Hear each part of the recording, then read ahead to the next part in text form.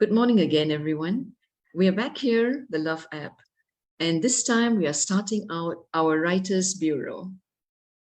Writers Bureau is a part of the Love app's subgroups where we are promoting people to write, to express themselves, to share their thoughts, their experiences, their knowledge, all of that.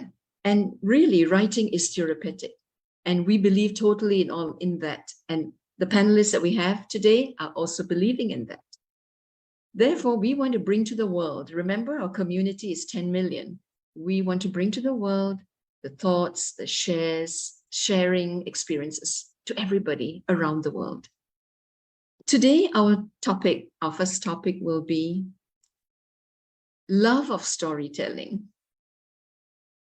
Storytelling, isn't that a beautiful part of sharing? So we will have our three panelists who would share why storytelling is important and why they share their stories. First, we have three lovely ladies. Let me start with that.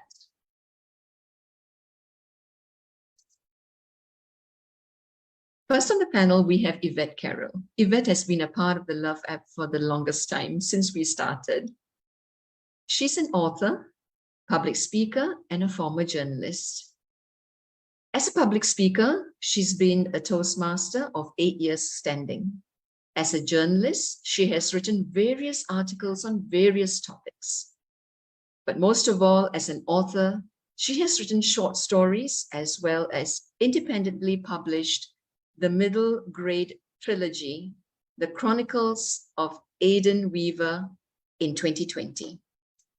Next, we have Elizabeth Fullion, an award-winning storyteller who has received so many awards, it'll take me a while to say them all. Currently, she's writing a memoir of her late father. Our third panelist is Debbie Bosse. She's an aspiring author, personal growth and development life coach, and the director of church ministries at North Cross Church, Auckland, New Zealand. She too has been involved in many areas, from a teacher to editor to ballet dancer. Long list of varied experiences. There's so much she will have to share. Her goal is to be a lifelong learner and contribute something of worth every single day. Lovely ladies, let's start our panel discussion. My first question I have would be, what made you want to write? Yvette, stage is yours. Thanks, Mary. Hi, everybody. Welcome. Starting my journey as a writer, well, I started out as a storyteller when I was very, very small. My brother and I shared a bedroom growing up, and we had these picture curtains that had different images on them of animals, toys, people, different things. And we would play this game, tell a story. You had to pick one of the images from the curtains and tell the story. I think I was about 5 years old at that point. So we would do this game, and my brother would say 3 sentences, and that would be it, story over. And I would just go on and on and on and on. I probably drove him crazy, but I discovered at that age that I had a facility for telling story that I didn't know I had. And when I started school, learned to read and write around about the age of 7, that's when I discovered writing stories. And oh my gosh, I was away. I absolutely loved writing stories. So when the teacher would say, everybody get out your paper and pen, you have to write a story, and everybody in the classroom would groan, oh, and I'd be so secretly thrilled because I wasn't good at maths. I wasn't good at science or any of those other things, but I knew I could tell a story. And so I had this little superpower, something I was really good at. And that was proven when I ran into a friend of mine who I hadn't seen in 50 years, who was in school in those early years with me. And we ran into each other at a wedding. And she said, "Oh, Yvette, it's so good to see you again. Are you still writing stories?" And I was blown away by that, because I wouldn't have been able to tell you what she was good at, which I felt terrible about. But in the back of my mind, I sort of put that away as, wow, this has always been something that it came into life with me. It was a talent that was gifted, and I had to learn to develop it. When I was 17, I had my first child, and I was a stay-at-home mother at that age, and we were poor. We had nothing. We did not have a TV. We did not have a stereo. It was the days before computers. My go-to was to go and pick up a piece of paper and a pen. And I started writing fantasy fiction for children then. That's when I started really concentrating on writing fiction. So that is my story of writing stories.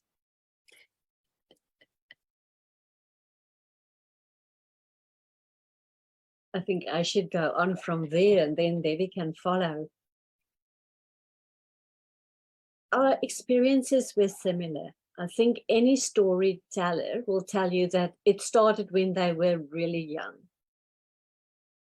I would play in the garden on my own because I have two brothers, and they would play together, so I played on my own. I was always thinking of stories for my little dolls. And then my mum used to use my bedroom as her office. She would do the church's newsletter or anything like that. She used a typewriter. So I wanted to emulate her, and I started typing. In the beginning, I couldn't read and write, so I just typed anything. But later on, I thought, what can I type? I can't do the newsletter. So I started typing stories. and always in triplicate, because that's what she did in those years. I think the love of storytelling comes from there.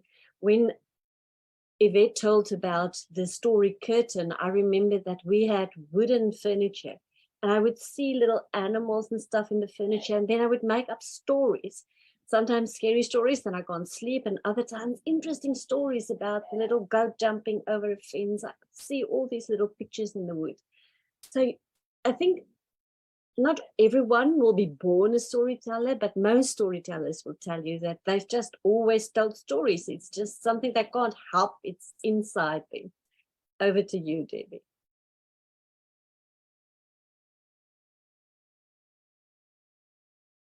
Thanks. Like you and Yvette, there's some commonalities as well, in that from very young, I loved story. But for me, I think it started with a love of reading first. I think most storytellers are also avid readers. And my granddad read to me from a very young age, all sorts of things. And I just loved listening to these stories. They transported me into another world. And as I got older and, like Yvette, learned to read and write, I wanted to write and create stories in the same way. I have two brothers as well. Was an only child for up until I was 7. And books were my friends, really. When I wasn't at school, I was at home and I just wanted to read comics and magazines and books, anything. If I visited people's houses, they said the children there thought I was very boring. I made a beeline to their bookcases and read. And as time went by, I realized that I wanted to put down what I loved about all sorts of things. thoughts that I thought about, and then stories too that I told my brothers. I used to make up stories with their names in it, so they would become the protagonist and the heroes of the stories. And they didn't want me to read them books; they wanted me just to tell stories with them as the key players. And I think from there on, I just wanted to write, but more so poetically. So I was first a poet in a sense, then started writing stories later, because I don't know about you, but sometimes I would just hear a line in my head, have to put it down and then write something expressive about it. And poetry was an easier way to tell that story as such. So yeah, I guess being excited by the power of the written word was another motivation for me. The power it has to move people in the way I was moved by the things that I've read. And it can move you for good or for bad. There is such power in words. And I absolutely adore words. There's something about words, putting them together in a way that is different. You can do that, which amazes me in itself. Amalgamation of languages, whatever. It's just something very special. So telling story, I guess that's something you do just have. It's an innate thing that you want to do.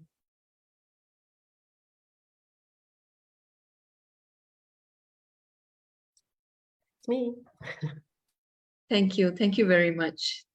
All three of you shared. I could see that's authentically shared how you started writing. Yeah, I can connect with that because I started with poems as well. And it developed into articles in college, short stories for competitions. And thankfully, I'm now a best-selling international best-selling author of 2 books. Wow. I don't think that's a culmination, because I think there's a lot more coming, because I'm planning to go into ebooks. And I totally resonate and share your feelings, ladies. I definitely do. Our next question would be, where do your story ideas come from? I know you've shared some of it, but specifically, where do you get your story ideas from? It'll be great for the audience or the participants to know that. Could you share that with us? Yvette, perhaps? Thanks, Mary. Where do story ideas come from? They come from somewhere else. How can I put it? Somewhere out there. My mother used to call it the inspired whatevers. The inspired whatevers come to us, and some people call it the muse, when the muse talks to you. I saw a TED talk with Elizabeth Gilbert once. She's the author of Eat, Pray, Love. And she told us that she had a friend who would hear the muse coming. So she would be out working on her farm, and she would hear the muse coming like a wind rolling across the plains. And when she heard it coming, she would run for her house to grab a note, paper, and pen and write it down. And Elizabeth Gilbert was saying that she was the same. If the muse spoke to her, she wrote it down. I'm a big believer in notebooks. Okay, you can write notes on your phone as well, but notebooks, a beginning writer, any writer has to have notebooks everywhere. I've got them in my car, I've got them in my bedside cabinet, by my computer, in my kitchen drawer. They are everywhere. When the muse comes and gives you that thought, it's fleeting.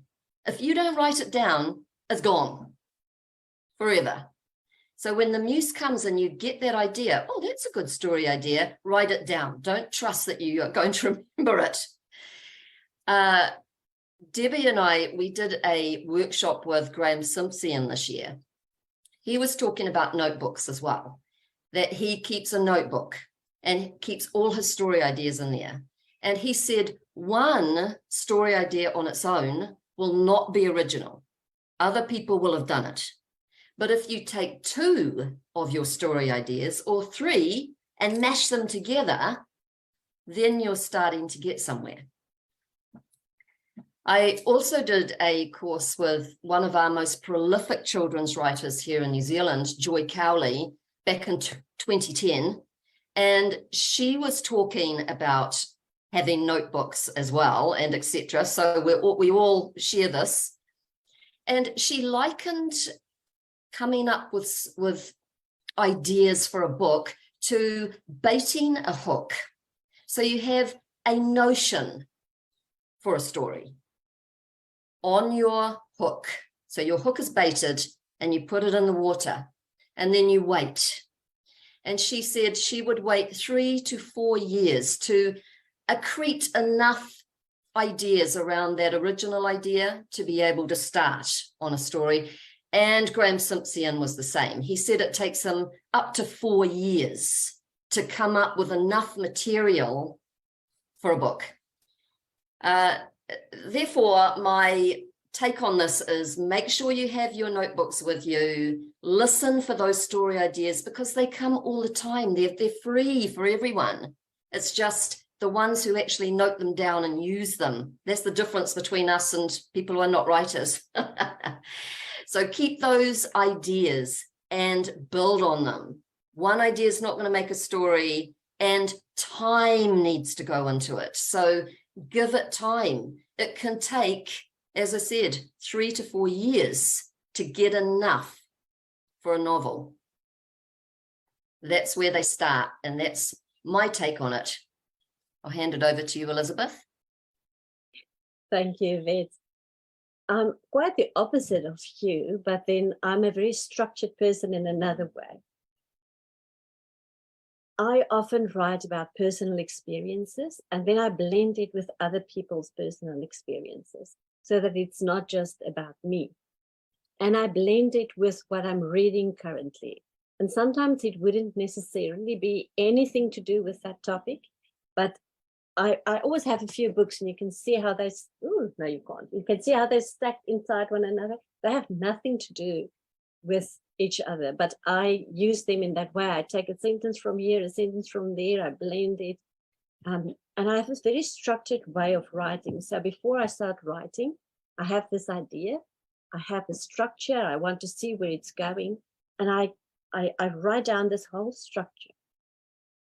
When I start to write, I fill in the gaps, but the gaps are chaotic. They do not make sense to anyone outside.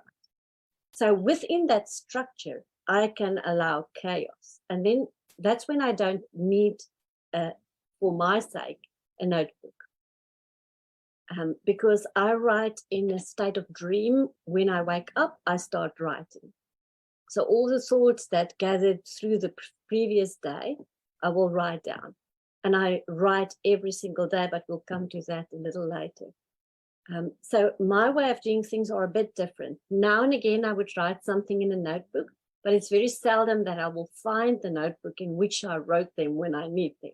So I'm structured in a completely different way from Yvette. And I steal from every writer, every person that I know.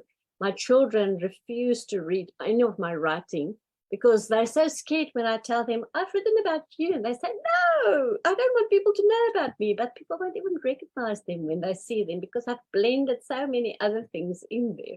But now and again, a friend will tell me when they read something that I've written, oh, I can see this is your husband.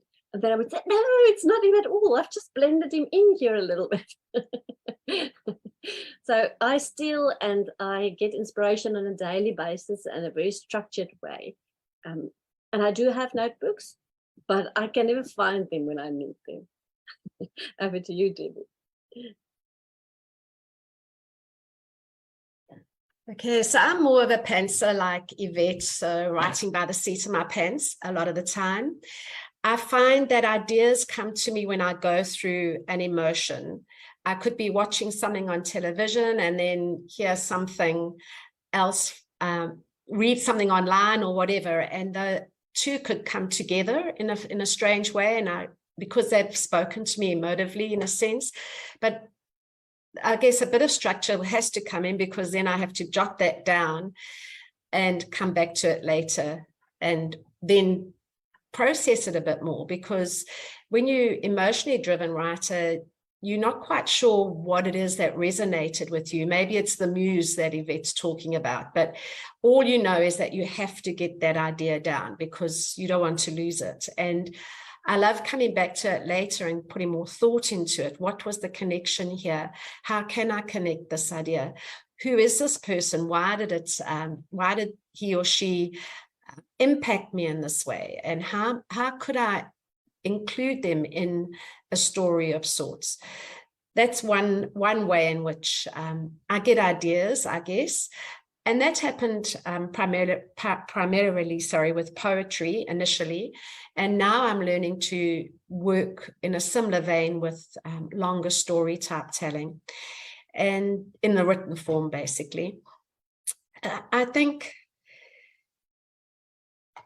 ideas really seem to come at odd times. So I agree with Yvette, having something on hand to be able to record the idea. 3 o'clock in the morning is just one of those times. It's not ideal. You don't want to wake your husband or even open your eyes. But there's been an occasion where I've actually got up and thought, I have to get this down, because I've learned that if I don't, it can be gone in the morning. And there's just a whisper of what was. And then I'm really sad when that happens. So yeah, I do tend to write, get an initial idea, and then I see where those characters take me. I have no idea a lot of the time, and I wish, Elizabeth, I was like you and had a structure, or was more structured. I think I'd have a bit more confidence perhaps, but I'm working on that. Just reminding you, I'm the baby of the group here. I haven't published anything, but I'm loving the process and the journey. Learning heaps from you girls as well. Right. Thank you, Debbie. I agree. For me, I agree with what Yvette said. You have to have a notebook because it's really fleeting. And then later on, when you try to figure out what was that all about, it's gone. Yeah. So I really, really do. And this 3 in the morning thing. Oh yes. Yeah. And you're so sleepy, and you tell yourself, no, I'm going to remember this in the morning. Oh, trust me, it's gone. It's gone for good. Yeah, I totally resonate with you guys. Totally. All right. So our final topic for today. Do you have a writing rhythm?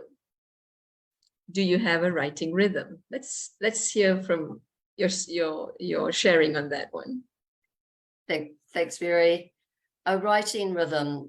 When I'm writing rough draft, so when I'm first pouring that story out, I have to make it part of my routine. If I don't cement it into my day, it's not going to happen. So when I'm writing rough draft, I will typically get up that much earlier each day to make that time, to squeeze it into my routine. So I'll get up, do my meditation, and then sit down straight away and write for 20 minutes or however long it takes. So in that rough draft period, every day I write at the same time in the same place. And I heard from somewhere, it's back in the day, I can't remember what the source was, but someone said that if you write at the same time in the same place, it creates a little bit of a, I don't know if you would call it a muscle memory, but it facilitates getting going with that writing, those daily pages easier. So it's just a little trick. You trick your subconscious. Oh, we're here in this place, we're off writing. When it comes to, when I finished my trilogy, The Chronicles of Aidan Weaver, and put that out in 2020, I did take a 6-month hiatus after that, which I don't normally do, but I took a 6-month hiatus because I was so wrecked from how hard work it was putting out 3 books at once. And after that was done, then I started working on the rough draft, wrote every day, And I finished the rough draft in January of this year for my next book. And at that point, then we step into editing, because I can only, for some reason, work on one thing at a time. I can't be writing rough draft for one thing and editing another thing. My whole world becomes what I'm writing about and those characters, and I can't leave them and then somehow shift into another mindset to do another project. I just can't do it. Therefore, when I finish that rough draft, I start the editing phase. And for that, I cannot do it every day. It's too much. So I will leave it to the weekend. I'm busy all week long. Weekends become then my editing time. And that's probably why it takes me so long to produce books, because I only edit them at the weekend. But that is the sort of rhythm that I have found that works for me. Yeah, again, I think a rhythm is very important, even though we don't have the same kind of rhythms. Like I said, I wake up very early to write, sometimes at 4 o'clock, sometimes at 4:30. And then I try to write as early as possible. Fortunately, no one else in my house are morning people. So it's quiet in the house and I can work on that. And I only have to focus on the writing, not on anyone else. But then I stop when everyone else is waking up, because when they awake, it's chaos in the house. Editing, I do editing every single day. So before I start with the writing for the day, I will read the writing of the previous day, and sometimes even the day before that. And I would edit it to make more sense. It's just, I continuously edit all the time. And I know that many people can't do that.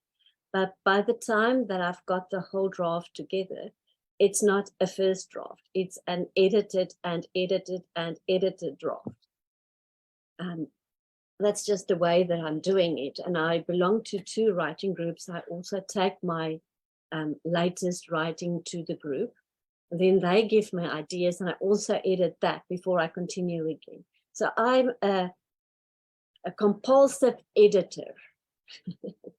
And that's just my way of doing things. I don't work the same way as other people. Some people love to just get that first draft out, write everything they need to. I'm a very slow writer. I remember when I had a writing tutor, I said to him, I look at these other writers on the internet and they tell you they write 5,000, 8,000, 10,000 words a day.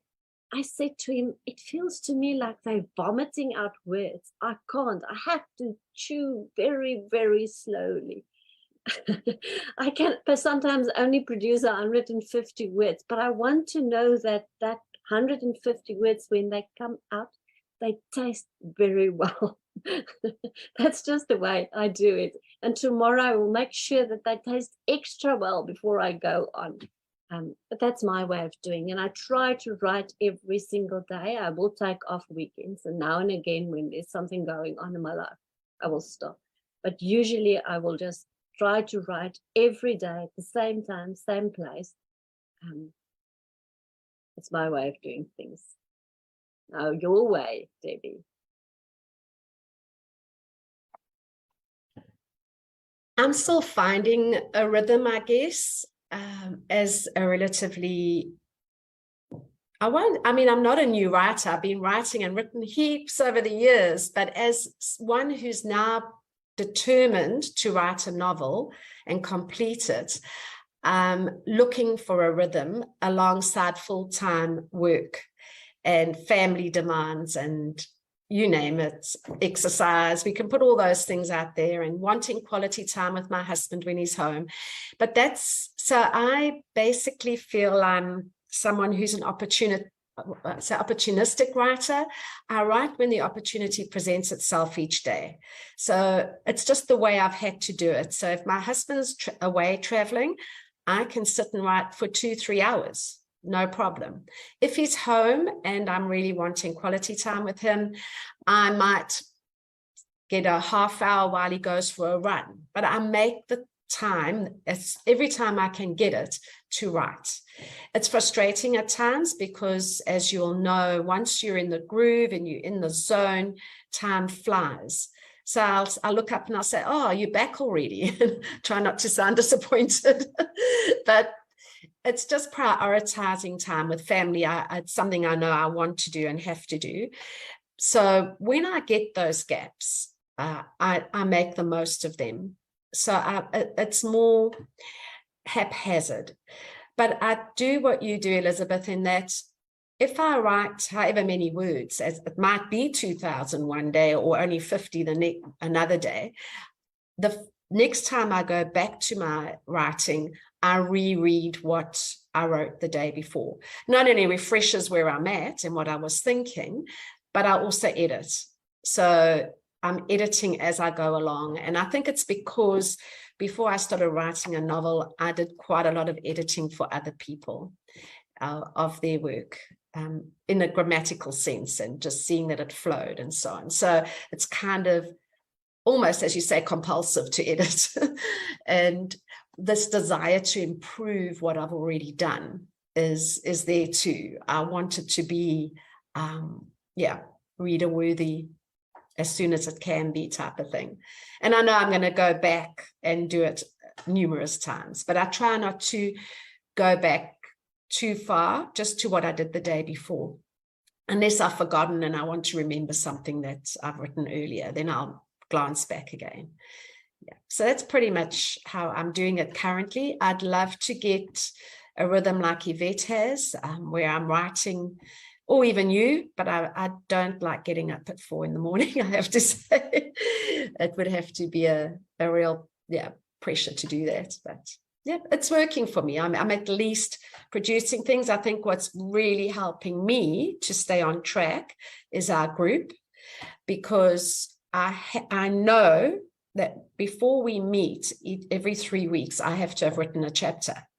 Mm. So if I feel that, oh, we're going to meet soon, it's in a week's time and I'm only halfway through a chapter, I then, make more of a concerted effort to find the time to write. Yeah, I'm always glad I do. It's a sense of achievement. Thank you. Thank you, Debbie. So it looks like the Fabulators are accountability partners, looking out for each other, making sure that the work is done. That's great.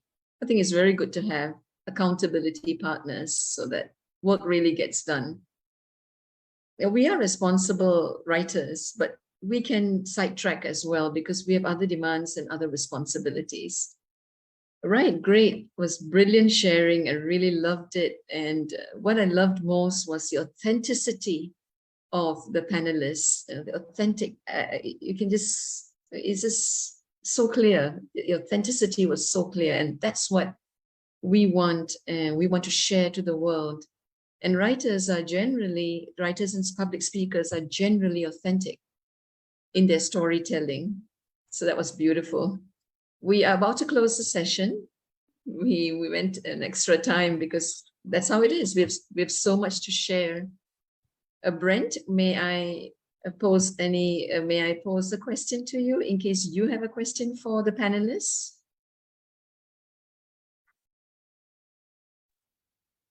I don't have any questions for today. I mean, really fascinating insights, and I love the passion and I love the process, and it's very inspiring. I've had a book idea in my head for quite some time, and I love my partner to write a book on counselling aspects. I think she would be great at it, and just hearing these ideas inspires me to talk to her about that more. Well done, ladies. Fantastic.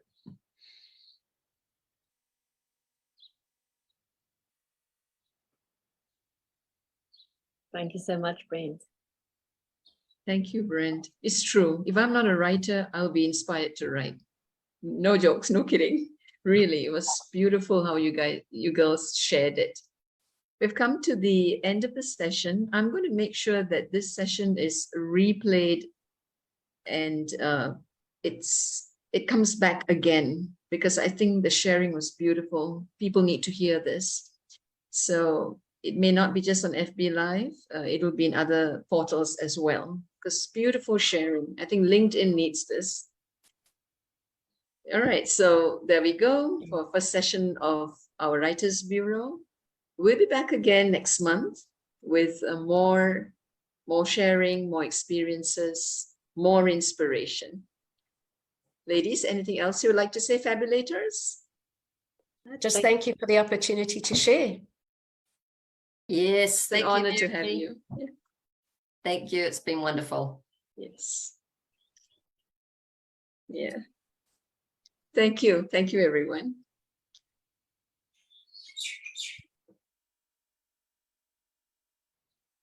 Okay, hold on. I need to wait.